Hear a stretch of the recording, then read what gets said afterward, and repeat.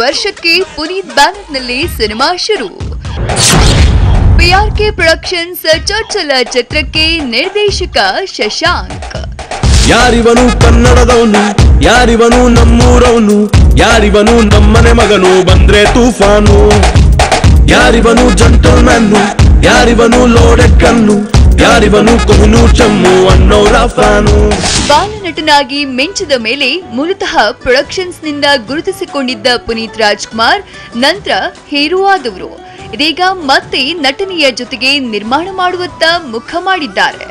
ಹೌದು, power star Puneeth Rajkumar PRK productions ಸಂಸ್ಥೆಯ ಮೂಲಕ ಸಿನಿಮಾಗಳನ್ನ ನಿರ್ಮಾಣ ಮಾಡೋಕೆ ಮುಂದಾಗ್ತಿದ್ದಾರೆ.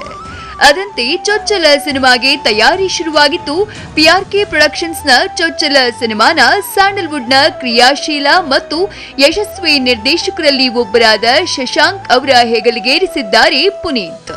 ಈಗಾಗಲೇ ಚಿತ್ರದ ಪ್ರೀ ಪ್ರೊಡಕ್ಷನ್ ಕೆಲಸ ಶುರುವಾಗಿದ್ದು ಜನವರಿ ತಿಂಗಳಲ್ಲಿ ಸಿನಿಮಾ ಸೆಟ್ ಏರುವ ಸಾಧ್ಯತೆ ಇದೆಯಂತೆ.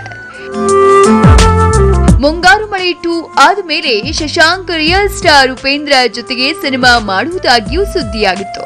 ಆದ್ರೆ ಇದೀಗ ಆ ಸಿನಿಮಾ ಮುಂದಕ್ಕೆ ಹೋಗಿದ್ದು ಮೊದಲಿಗೆ ಶಶಾಂಕ್ ಪುನೀತ್ ಸಿನಿಮಾನ ಮಾಡಲಿದ್ದಾರಂತೆ.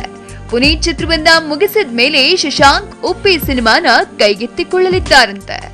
ಅಂದಹಾಗೆ ಪುನೀತ್ ಪ್ರೊಡಕ್ಷನ್ಸ್ ನ ಚೊಚ್ಚಲ ಸಿನಿಮಾ ಹೇಗಿರುತ್ತೆ ಎನ್ನುವ ಗುಟ್ಟನ್ನ ಬಿಟ್ಟುಕೊಡದ ಚಿತ್ರತಂಡ ಹೊಸ ವರ್ಷಕ್ಕೆ ಶುರುವಾಗುತ್ತೆ ಅಂತಷ್ಟೇ ಮಾಹಿತಿ ಕೊಟ್ಟಿದೆ.